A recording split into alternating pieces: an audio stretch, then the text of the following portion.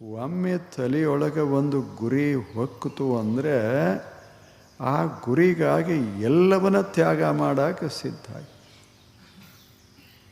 ಎಲ್ಲ ಜೀವನವನ್ನೇ ಮೀಸಲಾಗಿಡ್ತು.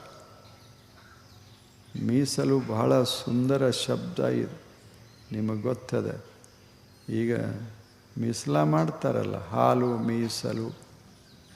ಹಾಲು ಮೀಸಲಂದರೆ ಈ ಹಾಲು ಹಿಂಡಿದ ಬಳಿಕ, ಕಾಸಿದ ಬಳಿಕ ಯಾರ ಕಣ್ಣು ಬೀಳದಂಗೆ ಯಾರಿಗಾಗಿ ಮೀಸಲೋ ಅವರಿಗೆ ಮೊದಲು ಮುಟ್ಟಿಸೋದು, ಇದು ಮೀಸಲು. ಅವರಿಗಾಗಿಯೇ ಮುಡುಪ. ಹಾಗ ನಮ್ಮ ಜೀವನದ ಕ್ಷಣ ಕ್ಷಣ,